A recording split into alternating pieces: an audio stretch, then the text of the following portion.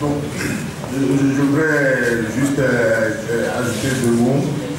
Et il y a quelque chose qui a été dit tout à l'heure en introduction à la conférence de presse et sur laquelle je voudrais insister un peu. Et que M. Javon a précisé que nous sommes aujourd'hui en discussion. Discussion que nous avons appelée conclave.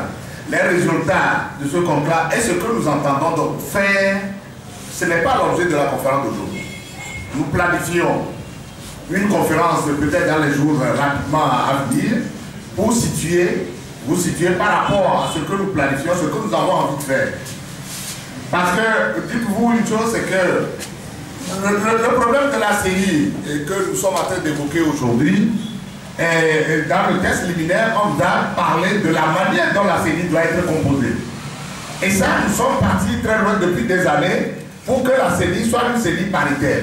Parce que la CENI est un organe qui va, comment on dit ça, arbitrer une élection à venir. Et il est hors de question que cette CENI-là soit composée de manière à favoriser déjà l'un des protagonistes du jeu électoral à venir.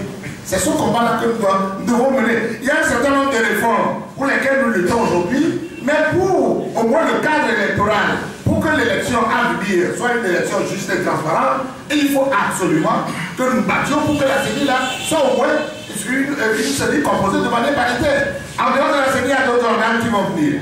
Alors, ce que nous allons faire pour que ce combat-là puisse le gagner, on vous le dira dans la planification qui va venir peut-être dans la conférence de presse qui va venir. Aujourd'hui, on a fait une conférence de presse pour demander que le gouvernement arrête le processus qui est en cours. Ce qu'ils sont en train de faire là, c'est anormal.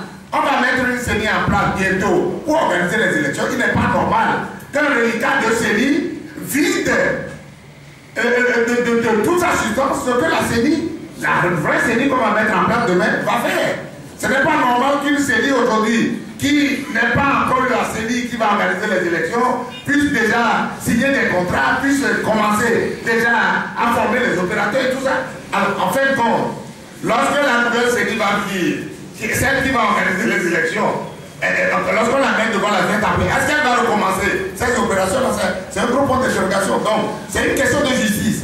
C'est ce que nous demandons aujourd'hui que le gouvernement arrête, en attendant que la CENI soit, la nouvelle CENI soit mise en place. Comment elle sera mise en place? Dans quelle composition? Nous disons, et la conférence de presse aussi l'a précisé, que nous devons nous battre pour que cette CENI-là soit la CENI la plus juste possible, la plus équilibrée possible pour organiser les élections. Et vous savez qu'il y a un certain nombre de paramètres qui concernent justement l'organisation, enfin, la parité que nous recherchons.